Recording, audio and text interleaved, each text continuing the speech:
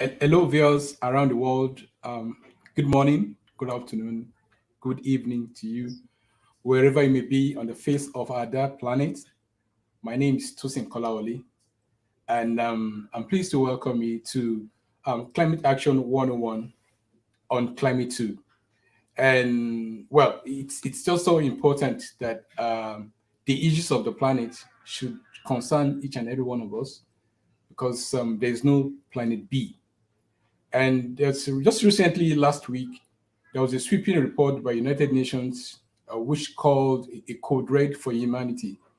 It was a report that was prepared by the Governmental Panel on Climate Change, which is a panel that discusses and advise and provide research on climate change issues. And the report actually says that the Earth is getting so hot that temperatures is about a decade. In about a decade, it will probably blow past a level of warning that world leaders sought to prevent at the COP 21 in Paris. The truth is that our planet is facing irreversible climate change.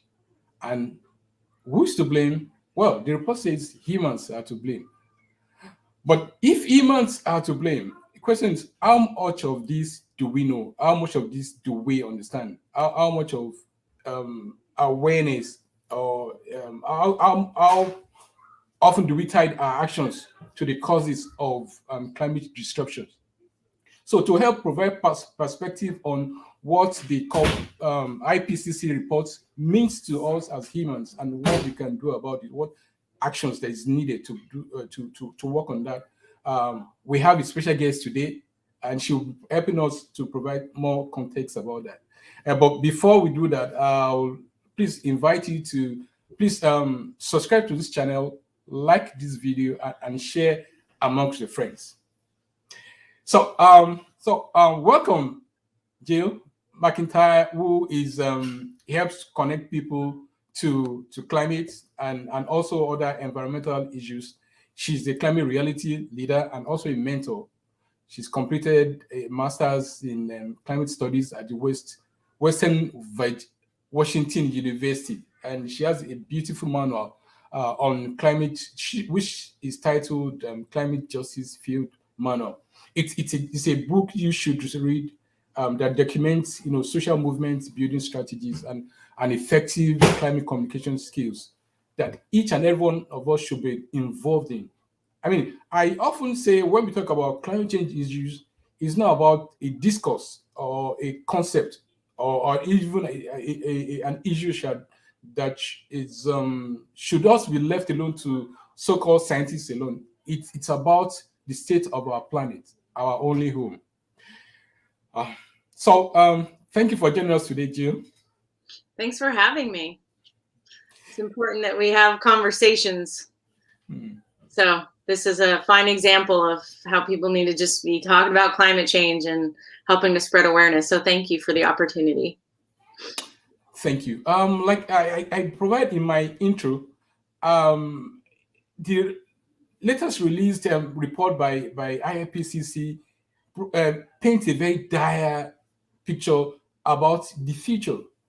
And I was in conversation with some of my friends in the past weeks, and I did a countdown.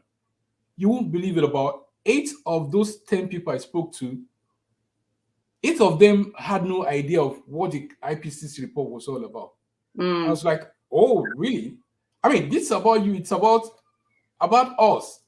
And so we decided to bring you in to help provide some context. It's like, there's fire on the mountain, and yet nobody seems to be on their own. Can you provide some your perspective on why the IPCC report is important to us? Sure. Well, just to provide some context, like you say, people don't just generally know, oh, this report, what's the significance, right? So it's from the Intergovernmental Panel on Climate Change. Hundreds of scientists work on this report. This was the 6th edition. So it's like they continue with the science and generate these reports basically to help us, all of us, humanity, and governments to understand the science so that we can make effective policies. So that's kind of where the disconnect lies a lot of the time is, okay, we have these reports, but we're not having the political will of the governments to act on the report. And the reports, excuse me, they come out, we have these climate summits. Yearly, we're about to have our 26th COP climate summit in Scotland later this year. And so this report is very timely to provide additional new information. A lot of it isn't, quote, brand new, it's just updates, right? And so really it's to help provide reasoning to why we need to have policies to match the science, really. Thank you. But some would also say that, well, the IPCC report is not entirely new. Like you also alluded to, it's more like in continuum. There's always like new studies, new research, and new findings each time. Why is this one particularly important? Why should we, if, for instance, nobody has acted on the previous one, why should we take this important? Well, that's what science is, right? It is the most conservative viewpoints of the world in which we live, right? So they need to continually study science to remove any doubt, right? As much doubt as possible to what it is that's being studied. So in terms of climate change, which is being studied, the reason this report is so significant is because, they're saying unequivocally, we're at a point where urgent action needs to happen now, and there isn't much wiggle room. And they lay it out. I mean, it's 4,000 pages. Who has time to read 4,000 pages? So it's important for people to, gain as much information and knowledge as they can if they're interested in learning about the report and, the takeaways and such, to understand what's at stake. Wow. And I can recall that in the report, it is projected that the world will most likely exceed the 2 degrees Celsius, over pre-industrial times, based on the Paris goal. Right. So with far worse heat waves, droughts, flood-induced rainfalls, and all that. Yeah. And of course, the report also added that we can also hear from around the world that the impacts of climate change seem to be even more widespread. Like in Europe, fires in Turkey, several. Yeah. There seems as if there is no part of the world that is exempt. So, are you surprised by this report?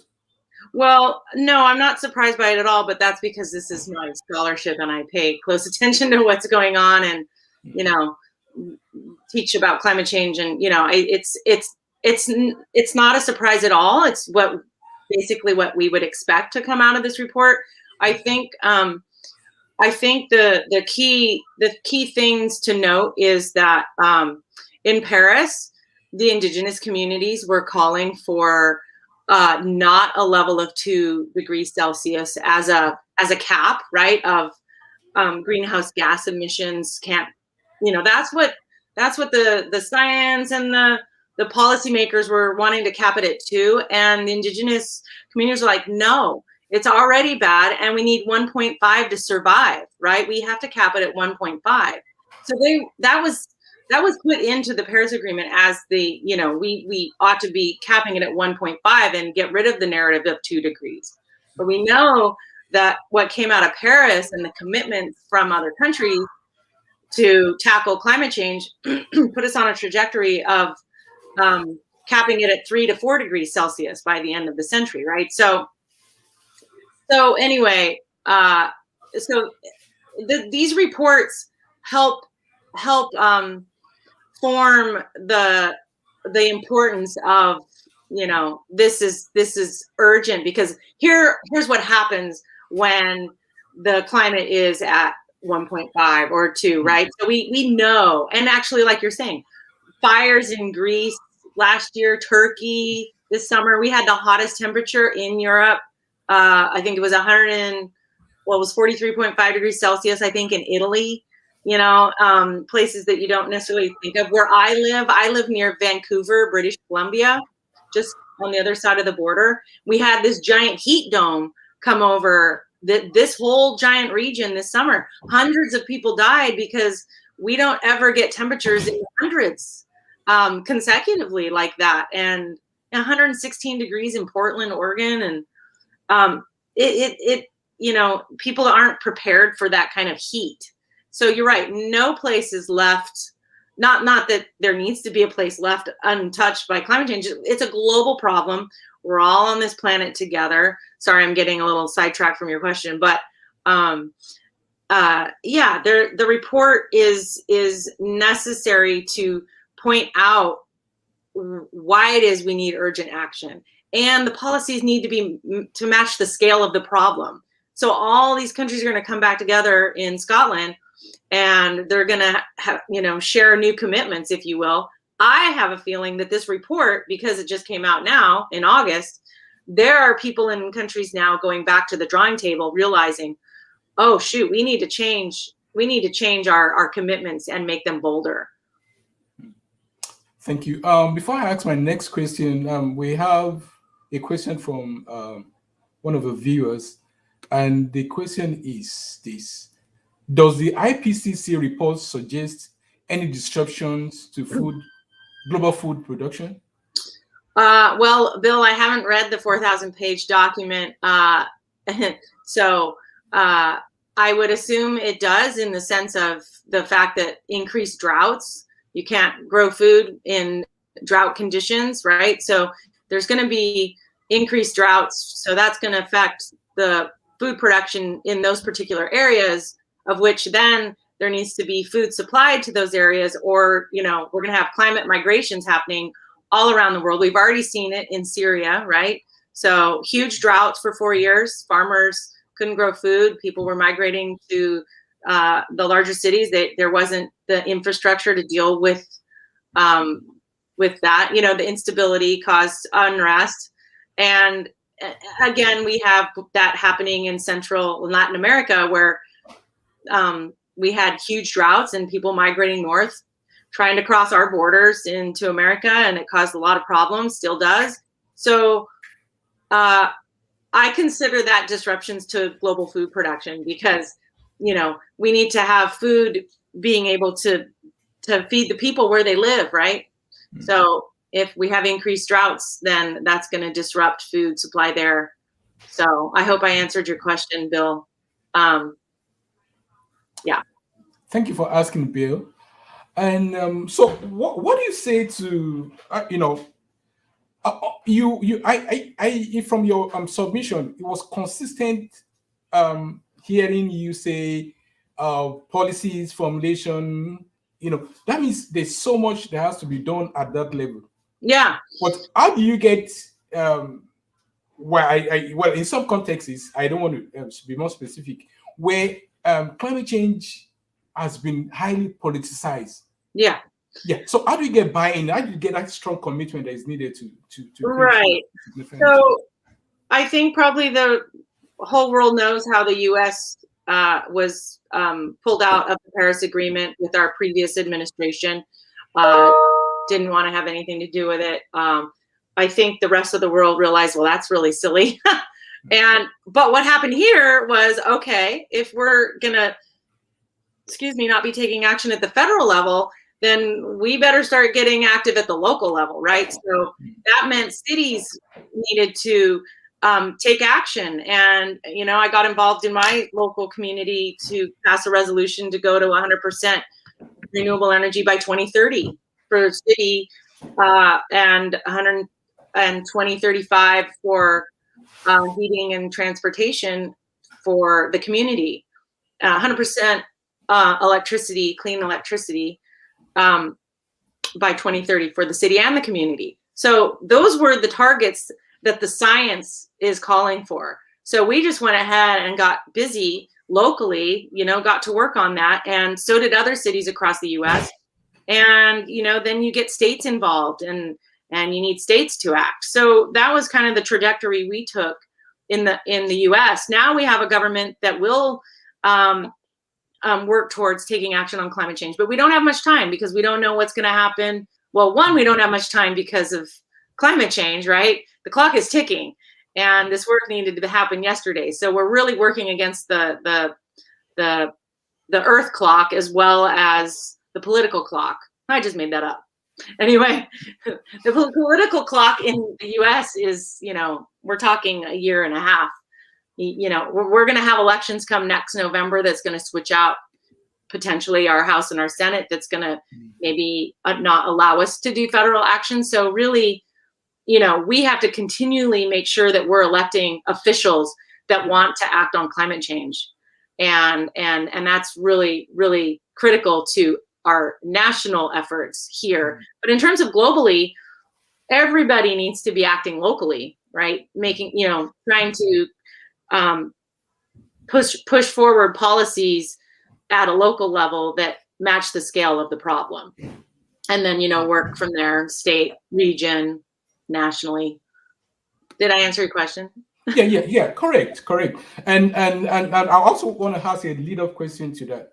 I'm particularly curious to know why this particular report was coded like code red, and so I went searching and I found out code red means that there's an imminent danger and protective action is needed.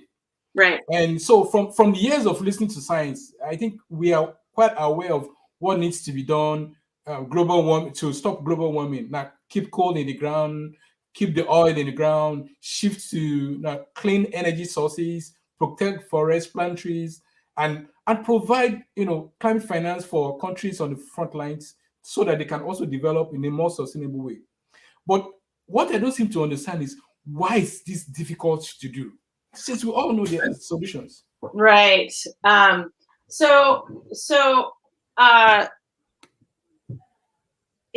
think calling it code red hopefully will make it less difficult. I think that's hopefully, the fact that we have a climate emergency, there's been a push to, help shift the narrative of a sense of urgency, right? So if there's a sense of urgency, then hopefully it'll be easier to act. And you're right, it's been very difficult. The political will has been, pushed against by large corporations, namely the fossil fuel industry.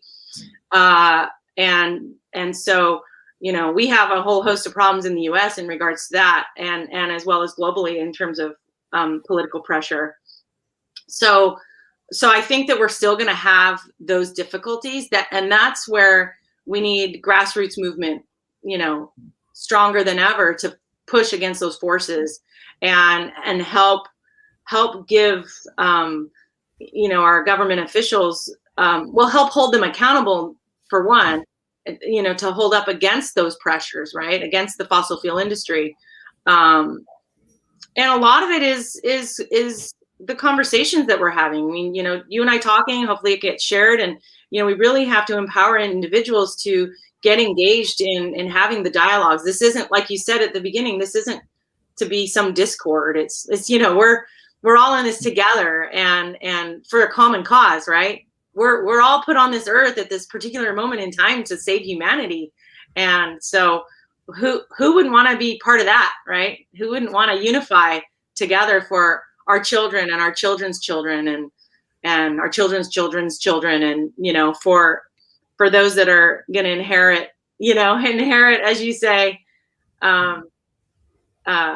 what kind of inheritance do we want to leave behind for our kids? That should be, even if you don't have kids, it's, future generations. So I think the difficulty lies in the pressures from corporations, right? So the COP summit gets funded oftentimes by the nemesis, right? Which makes no sense at all. So it's like, well, does that mean if you're sponsoring this event, then you're in the back pockets of all the people that are going to be making these decisions, and then they're not going to want to make bold decisions because you're there sponsoring the event? It's so backwards. So that's why we need, the civil society to step up and really push and pressure our officials, as well as get our governments get our businesses to pressure government.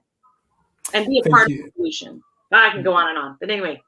Sorry. Yeah, thank you. There's a question from one of our viewers from Help Desk. And the question is, by the way, why should climate change be important to me? I think the viewer wants to know why Yeah, they should care about climate change. sure. I mean, I hope I was making that point clear that it's all, we're all in this together. We're all living on this planet. There is no planet B, like you said. It's not like we can easily just move to Mars or something like that. But it should be important to all of us because we should care for each other and care about the people in our neighborhoods, in our communities that don't have equal access to food and water and shelter. And access to food and water and shelter is just getting harder and harder with the changing climate. So we should respect the basic human rights for all, no matter where they live on the planet. And that's why climate change should be important to each and every one of us. Thank you. That's very insightful. And sometimes I like asking this question based on some of the I came from from Nigeria in Africa, and for those of us living in Africa, we are quite aware of the urgency of climate change. Yes. Because we live in that reality every day. Yes. Extreme weather heat, rising sea level, and droughts, which is forcing more people into poverty. And so I change context. I'm here in the United States now, and sometimes when I get into conversation with people, try to paint the pictures of climate change. Sometimes it's very difficult for people around here to see those realities. I mean, they got resources to quickly adapt when it happens. So I want to find out, why are you doing this? I mean, if you were from global south, I would say you have more reasons to do that because you live in that reality. Why are you leading and pushing for climate action? Yeah, I guess probably because, that's I'm here on planet Earth, and I I studied environmental biology in college, and I went to Australia and learned a lot about the Aboriginal culture there and about their connections to the earth and the lessons that they provide, and as well as indigenous cultures around the world. And I spent some time on the Great Barrier Reef and realized how fragile our earth is, and different ecosystems, from the rainforest to the Great Barrier Reef, and how we need to protect it. And long story short, one of my activist friends passed away in 2007. Anita Roddick, the founder of The Body Shop. We were very close friends, and she's a huge activist. I'm a huge activist. And at her memorial service, I was like, I'm going to dive into focusing on climate activism, which, is essential. I had 2 daughters that, I don't want them asking me, why didn't you do anything when you had the chance, when I know full well about climate change and the impacts on people around the world. I have lived in Africa and Europe, so I've lived in different countries to see impacts on a variety of cultures. So it's not just where you live. Our actions impact people elsewhere, and that's the difficult part. Is that, how do we get people to understand, like you said, the people, say, in the U.S., it's hard for them to connect the dots to what's happening in another country, much less with their next door neighbor, right? So and that we're causing most of the impacts that are happening elsewhere, right? So those that are doing the least to cause climate change are suffering the most, African countries in particular, right? As well as other countries that are contributing the least amount of carbon emissions, right? So that's a huge disconnect. But in terms of why do I do this? I'm a huge activist. I'm a huge human rights activist. And this is a human rights issue. Like I was saying, adequate food, water, shelter. I mean, that's some basics there that it's important to to care for others. I don't know. I just know that I'm put on this earth to help, and I hope others do too, and empower people to get active. So that's what gets me out of bed every day. Thank you very much. And so, talking about empowering people, can you tell us what you wrote a book on the climate justice field manual? What's it about?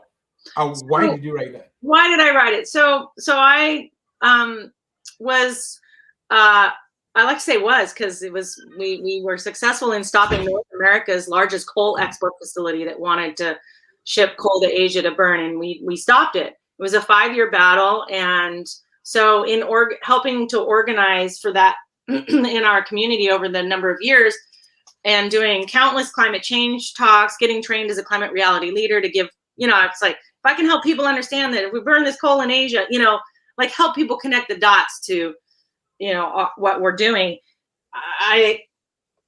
One of the most common questions is, well, what can I do? And then people, you can provide a list of 10 things, 20 things, 100 things for people to do.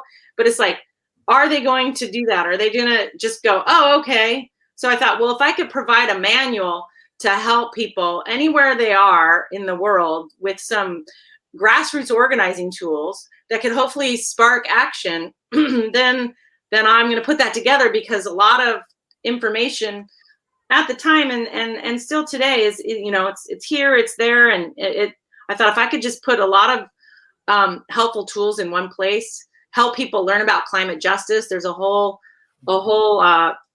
chapter on that, because, there's climate change, climate action, but what's climate justice? And to help people understand it's social, racial, economic, and environmental justice. Climate change isn't just about increasing temperatures and, having fires. It's like, well, what does that mean in terms of on the ground and the justice aspects of it? And that's where a lot of the issues come from in terms of the political disconnect for politicians, is really understanding that justice piece. So anyway, so people need to understand more about climate justice. So there's a section on that. And then there's a section on social movement building, because we are building a climate justice movement, and there's a lot of tools there to help with that, and also understanding why it's important to be part of movement building, and that there's various ways to get engaged in movement building. For example, we need nonviolent direct action. That's part of movement building, and part of social movements being successful. Nonviolent direct action is part of social movement building. So I made a checklist. It comes from Gene Sharp's 198 Methods of Nonviolent Action. So I made it a checklist so people can download this document on the website and just start checking things off. Like, just to, oh, hey, this is a great idea. Let's get my community together to do this, right? So I just wanted to inspire action around the world. And then also, like we said, there's a chapter on effective climate communication, because oftentimes, if we don't get that communication right, it might take us in a different direction than we want to go, right? So there's a section on helping people have more effective climate communication with their neighbors, with their government officials, with business owners, or if you are a government employee, how can I have better communication for the community to understand what it is that we want to get across? And then I also did a climate activist survey in Paris at the COP summit about where we need to go in the future with the movement. So that's there, as well as like a historical timeline of climate justice movement. So yeah, it's a free download. You can download this at climatejusticenow.earth. You can also get a print copy for the cost of the book on the website that's there. It's like print on demand, but it's a free download. So great. I just put the link, the website on site. Wow, great. That's quite a rich, like it's. So I wanted to, it's a warehouse of resource. And it's actually, it's more relevant than ever, because we're still building the movement now more than ever. People are now becoming more familiar with the justice aspects, right? With Black Lives Matter and, increasing that movement, increasing. We're all, it's all intersectional. We need to bridge the labor movement and the environmental movement. I mean, it's coming together, and there's it's building, and we only need 3.5% of the population to be actively engaged for a social movement to be successful. So we're well on our way, and really just, you know, the idea was to help tap people into what speaks to their heart. You know, if they want to get involved in racial justice issues, that's climate justice. If they want to get involved in social justice issues, you know, equitable housing, that's climate justice. You know, food justice is climate justice. So yeah, that was my hope. You know, we're only you're doing this, you're doing podcast stories. It's like, we just, you know, we do what we can. We're just like one person on the planet. And so I just wanted to try to help. So thank you for helping. Thank you. We appreciate all you do. And I know the journey's challenges, a lot of challenge on the way, but please don't give up. We're pushing it gradually. We're getting more people aware, so that like you alluded to the fact that you're doing this for your kids, even if for people who don't have kids. Yeah, that we may not be the last generation on Earth, you know. So other generations too will need a place that is beautiful, habitable, and they can also get all resources that the Earth provides to meet their dreams, to fulfill their aspirations as well. Thank you very much for coming at short notice. I'm impressed by the commitment. Thank you so much, and it's been a wonderful time with you today, and learning so much from your wisdom. Thank you, and thanks for the opportunity to share and hopefully inspire others to act. And you know, I think we have to make sure that we're paying attention to what's happening on the ground locally. People need to get involved in organizations on the ground that speak to their heart. We need to make sure that we're putting Indigenous, Black, Indigenous, people of color voices front and center to this movement, and really take lessons from the Indigenous communities. They are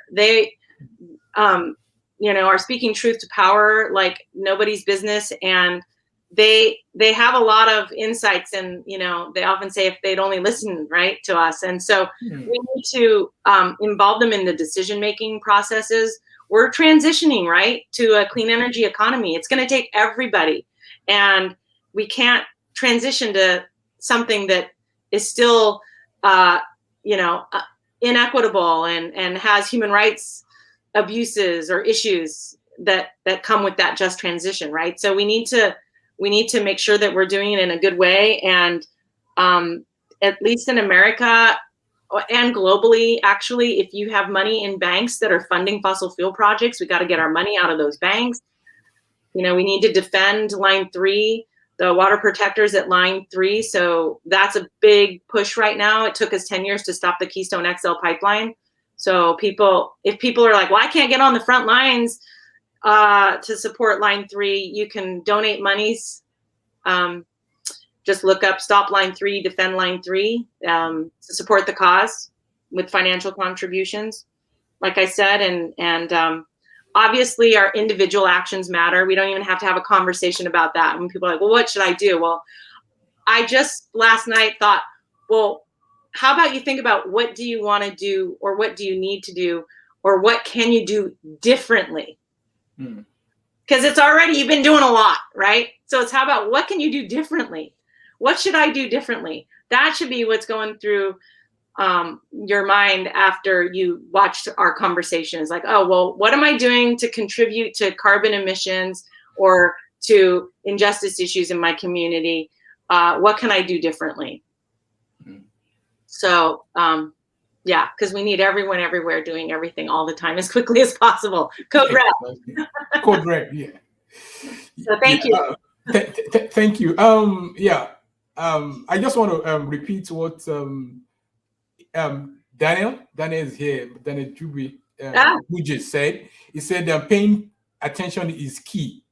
And, you know, so I want to implore everybody, it's not just enough to listen to her, to the wisdom that's shared, but most importantly, how do you tie actions to those that the key steps that she's mentioned. And from Bill Sabe wanted to know, maybe you have to call this out again, though I have it on the screen. that what is the link to the book you mentioned? ClimateJusticeNow.earth. You know, that person that said, well, how is climate change important to me? That is such a critical question, because I think a lot of times somebody might listen to this and go, wow, I'm really overwhelmed. Where to even begin? It's like that. You just don't want to be stuck in I'm overwhelmed, because that leads you to inaction. If you're like in, feeling hopeless and such. So really it's okay, well, what can I do to rise to the challenge, right? And just remember, we're all in this together, and we do need to be having conversations. This isn't a like, let's divide the country or let's divide the world with, issues. Right. We need to stand together and not be afraid. Right. We have to have courage. This is a big existential crisis. So don't be afraid. Be bold, be brave, be courageous. Thank you. I like that parting shot. Be bold, be brave, be courageous. It's possible. Yeah. Thank you so much. And well, it's been a great time with you today. And thank you, viewers, for joining Jill Macintyre Witt to share our deep wisdom with us. And please, I hope that the next time we have an opportunity of inviting you, I kind of want to be like, I'm so certain that you'll say yes to us again, because the commitment is real. Thank you so much. I appreciate you. And there's another question from Bill. Do you have a minute to respond to Bill? Bill once said something like, okay, I think it's a comment. Bill said, learn, share, do. Plus one, do one thing to learn to help at the time. So I think what he's saying is do plus one, do one thing. So in other words, just do, well, I got a sign here, just do something, right? Yeah. Just do one thing at a time, and build off of that, right? I have this sticker that a friend of mine made. She was in the Peace Corps in Niger, actually, and she when the last administration president was elected, it was a pretty hopeless feeling, like, what are we going to do? So she made this sticker. Whoa. One thing each day, every day. And she lived in Washington, D.C., and she just handed those out like candy. People, we just need to do one thing each day, every day. So it's still true in terms of what we're addressing today. So that's a key takeaway. Thank you all for joining us today. Thank you once again, Jill, for joining. Thank you all for your great participation. Appreciate Daniel, Bill. Thank you, and the other person to also thank you. I don't have the name right now. And then I'm sorry. Thank you for coming. And by next week, we'll have another guest in the house to share with us actions that we can get involved in. Yes, go ahead. One other thing. You're a climate reality leader. I'm a climate reality leader. Bill Truitt's a climate reality leader, and so is Daniel. And so we need more climate reality leaders. Yes. And so, because we can do all kinds of things for climate action, and I want to make sure everybody knows there's a global climate reality training. It's online. So wherever you are in the world, you can sign up. It's free.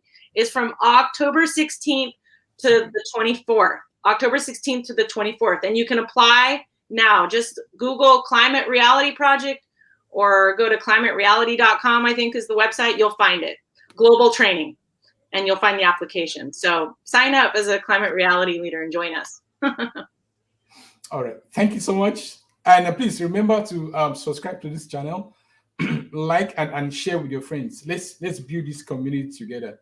We need everybody to be involved. It's about our only home. Thank you. So till I come your way again next week, go out. Can I get the quote again? Every day, each time, do something. What's that quote? This. I want to use that as a pattern shot. We need everyone everywhere doing everything all the time as quickly as possible. Thank you. I have to tell you, I have a 25-year-old and a 21-year-old, and my 21-year-old just told me, like, a week ago, you know that saying you always say? She goes, it's really frightening. I just don't like it. It's too intense. So it's not for everybody, but she's like, but I totally get it. Mm. So anyway, but it's the reality, right? So that's, anyway, so thanks. Thank you. Okay, bye-bye, viewers. Thanks for doing this, Wilson. Thanks for the great work.